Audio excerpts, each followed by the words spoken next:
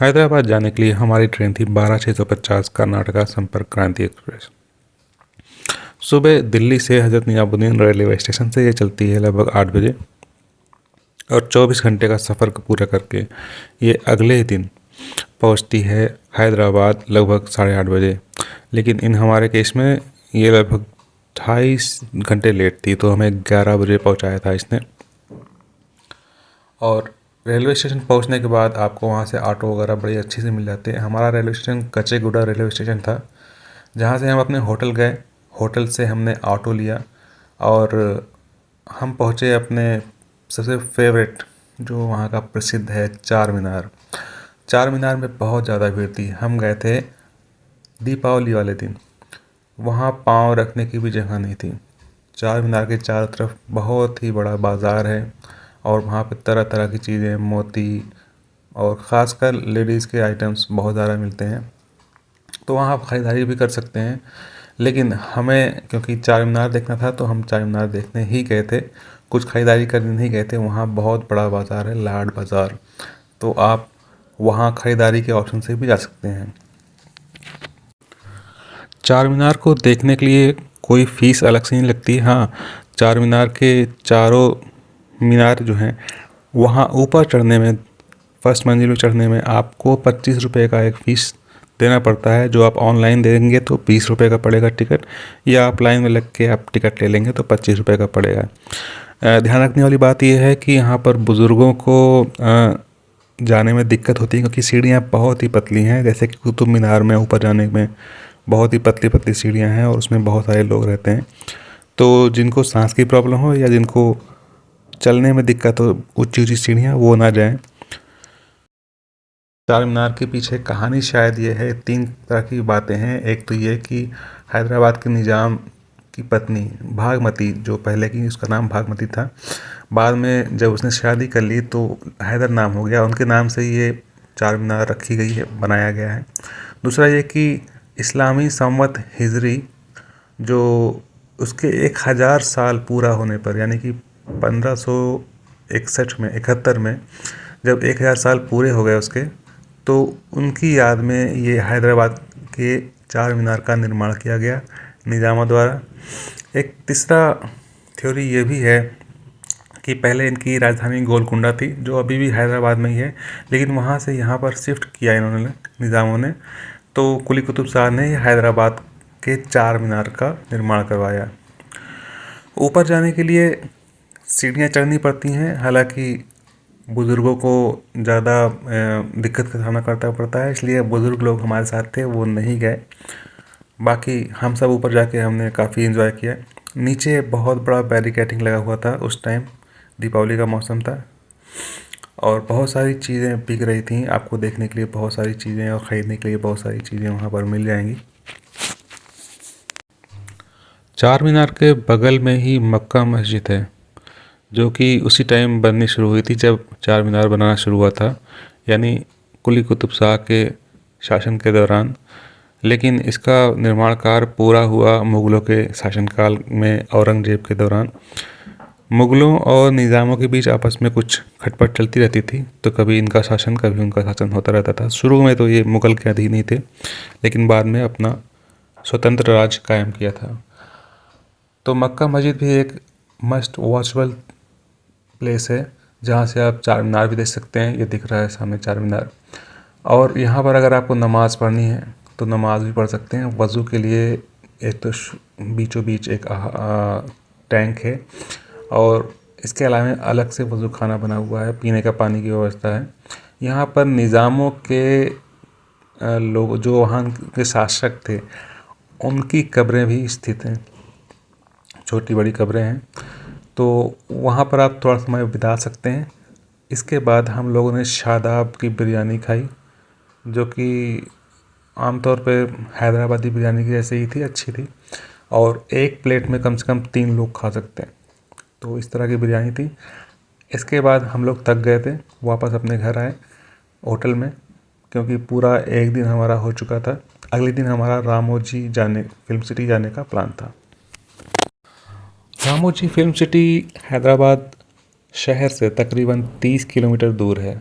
तो वहाँ जाने के लिए आपको या तो कैब करनी पड़ेगी, या तो अगर आप कम लोग हैं तो 500 रुपये पर पर्सन के हिसाब से बस भी जाती है। आपको आसपास जो ट्रैवलिंग एजेंट हैं उनसे मालूम करना पड़ेगा, या फ़ोन करके भी रामोजी फिल्म सिटी से आप इन्फॉर्मेशन ले सकते हैं। 500 रुपये बस के एक्स्ट्रा लगते हैं। क्योंकि हम लोग काफ़ी लोग थे तो हम लोगों ने एक कैब कर ली। 2,500 से 3,000 रुपये का किराया होता है आमतौर पे। जब आप अपने होटल जाते हैं रेलवे स्टेशन से, तो टैक्सी वाले पूछ लेते हैं, ऑटो वाले पूछ लेते हैं कि अगर रामोजी फिल्म सिटी आनी है तो हमारी तरफ से हम आपको कैब भी प्रोवाइड करवाते हैं। इसके टिकट आपको ऑनलाइन मिल जाएंगे। तकरीबन एक आदमी का किराया, इसका प्राइस है टिकट का, वो है 1,500 रुपये, क्योंकि लगभग 1,300 रुपये टिकट है, प्लस GST अलग से लगता है।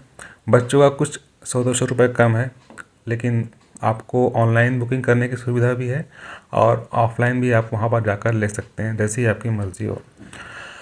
इसके बाद आप जब एंट्री करते हैं तो वहाँ से एक बस आपको बहुत दूर ले जाती है अंदर, जहाँ पर रामोजी फिल्म सिटी अंदर, जहाँ पर उनके स्टूडियो, जहाँ पर उनके सेटअप हैं, वहाँ पर ले जाती है। रामोजी फिल्म सिटी आपको घूमने के लिए पूरा एक दिन चाहिए, सुबह से लेकर शाम तक। सुबह आप लगभग 8-8:30 बजे निकल जाएंगे और शाम को 8-8:30 या 9 बजे तक वापस आएंगे। इतना टाइम पूरा चाहिए आपको रामोजी फिल्म सिटी घूमने के लिए, क्योंकि अंदर बहुत सारी चीज़ें हैं अलग अलग। ये ऐसा डेवलप किया गया है कि लोग यहाँ पर आएँ, घूमें और सिनेमा कैसे बनती है, कैसे कैसे चीज़ें होती हैं किसी भी फिल्म को बनाने के लिए। और जो बहुत फेमस फिल्में हैं उनका जो सेटअप यहाँ पर लगा हुआ है, उनको ऐसे ही रखा गया है। तो सब चीज़ें देखने में आपको पूरा एक दिन लग जाता है। इसके अलावा यहाँ पर अंदर कैंटीन भी है, जहाँ पर आपको कुछ पे करके खाने की ज़रूरत है तो खा भी सकते हैं। आम तौर पर चीज़ें थोड़ा सा महंगी हैं, लेकिन फिर भी आप अंदर कुछ खाने पीने की चीज़ें नहीं ले सकते, तो आपको अंदर ही खाने की इजाज़त है। साथ ही बच्चों के झूलने के लिए या आपको एंजॉय करने के लिए बहुत सारे झूले भी हैं वहाँ पर, जो शाम को चलते हैं। एक म्यूज़ियम भी है वहाँ पर, और तितलियों का एक संग्रह है। इस तरह से बहुत सारी चीज़ें हैं। ये जो मैं दिखा रहा हूँ ये फॉरेन लोकेशन को दिखाने के लिए एक सेटअप है। अगर आपको दिखाना है कि फॉरेन में शूटिंग हो रही, तो ये एक स्ट्रीट है, लंदन स्ट्रीट के नाम से जाना जाता है इसे। यहाँ पर शूटिंग हो जाती है। इसकी तरह यहाँ पर एयरपोर्ट का अपना एक सेटअप है, और अलग अलग थीम की अलग अलग सेटअप लगाए गए हैं। सबसे ज़्यादा यहाँ पर मशहूर जो बाहुबली का सेटअप होता है, जहाँ पर लोग फ़ोटो खिंचवाते हैं। और दिन भर चलने के बाद जब आप थक जाएं तो वहाँ पर एक ऐसा नहर भी है, जहाँ पर आप ठंडे पानी में पाँव रखकर चल सकते हैं और अपनी थकान मिटा सकते हैं। अलग अलग देशों की संस्कृतियों को दिखाने के लिए वहाँ पर सेटअप लगाया गया है। जापानी संस्कृति दिखानी है तो वहाँ जापानी संस्कृति का भी एक सेटअप है। इस तरह से रामोजी फिल्म सिटी बहुत ही बड़ा है, आपको पूरा दिन लगेगा, आप इसके लिए तैयार होकर रहिए। अगला दिन हमारा था, हमने प्लान किया था Golconda fort plus Chaumahla palace plus Safdarjung museum, और फिर रात में बोटिंग के लिए हुसैन सागर लेक। तो ये अभी जो वीडियो देख रहे हैं ये है गोलकुंडा फोर्ट, जो कि हैदराबाद में ही है और बहुत ज़्यादा दूर नहीं है, 10 किलोमीटर के एम्बिट में है आपको मेन शहर से। वहाँ पर आराम से आप ऑटो वगैरह से पहुँच जाते हैं, अलग से कैब करने की ज़रूरत नहीं है। गोलकुंडा फोर्ट हैदराबाद के निज़ामों की राजधानी रहा था। यहाँ पर आपको ऊपर जाना है, ऊपर एक मस्जिद भी है, एक मंदिर भी है, और काफ़ी ट्रैकिंग करनी पड़ती है, इसलिए जिनको चलने में दिक्कत है वो बहुत ऊपर तो नहीं जा सकते। हाँ, एंट्री करके कुछ देर तक आप वहाँ पर चहलकदमी कर सकते हैं। हम लोग ऊपर गए थे, ज़्यादा इतनी मेहनत भी नहीं लगती है, लेकिन पानी वगैरह पी के आप आराम से जा सकते हैं। चलो आज बेटे।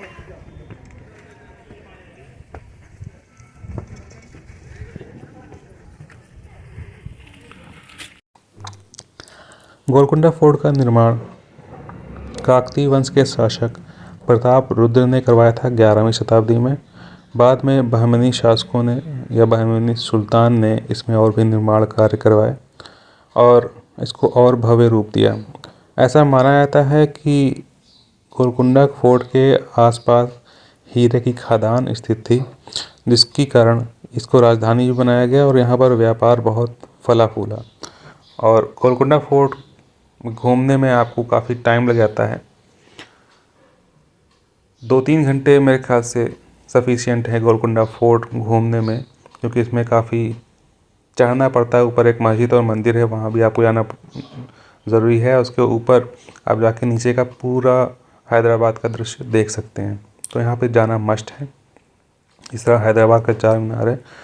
और उसके बाद रामोजी फिल्म सिटी है। तीसरे नंबर पर ये आता है कि आप गोलकुंडा फोर्ट ज़रूर जाएं। और उसके बाद चौथे नंबर पर रहता है आपका चौमहला पैलेस। चौमहला पैलेस निज़ामों की रहने के लिए उनका राजमहल था।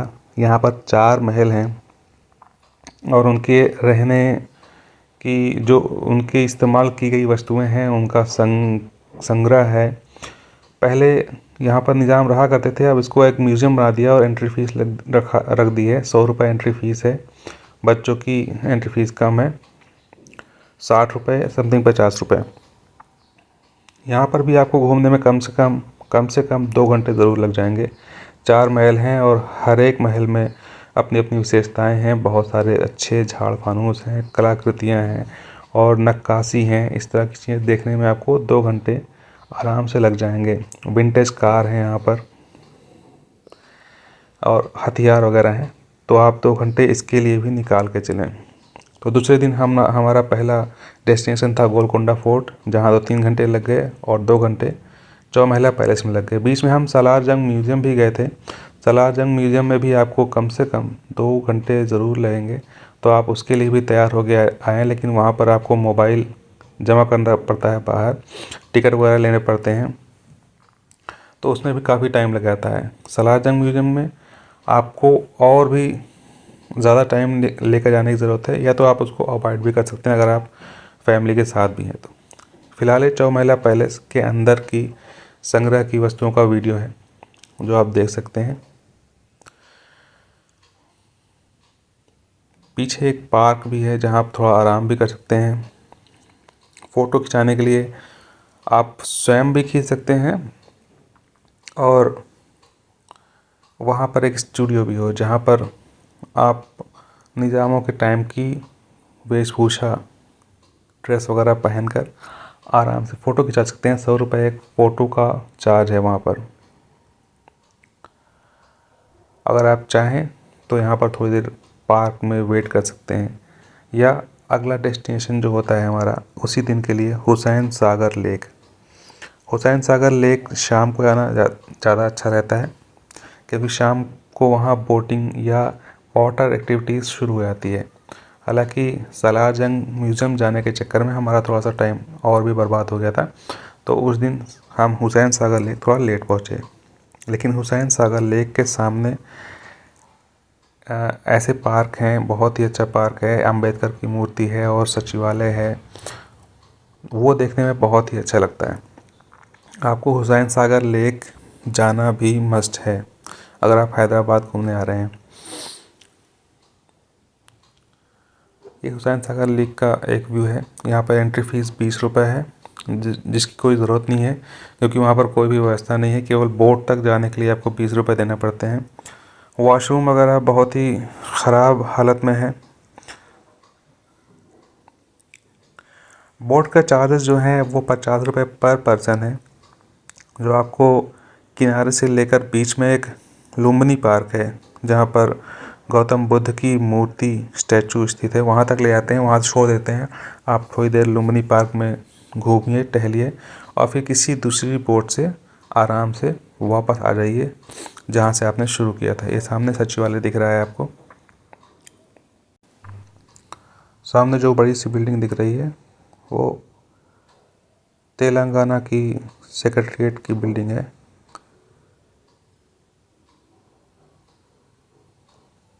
और हुसैन सागर लेक से इसको देखना बहुत ही अच्छा लगता है।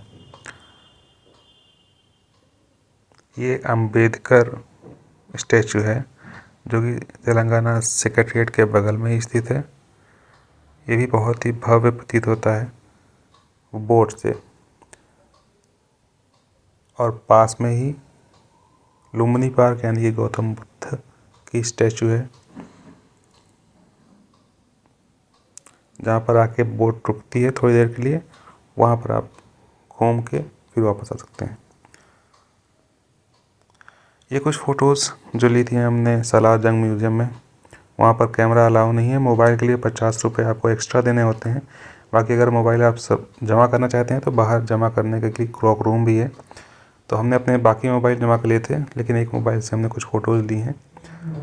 सालार जंग म्यूज़ियम अगर आप फैमिली के साथ जा रहे हैं, बच्चे हैं, तो आप इसको अपनी लिस्ट में सबसे नीचे रखिए, क्योंकि यहाँ पर बच्चों के देखने के लिए ऐसा कुछ खास नहीं है। लेकिन आप फिर भी अगर आपके पास टाइम है तो ये भी आपके लिए मस्ट विज़िट प्लेसेस में होना चाहिए। तो ये था हमारा 3 दिन का या 2.5 दिन का हैदराबाद विज़िट। आपको कुछ क्वेरी है तो प्लीज़।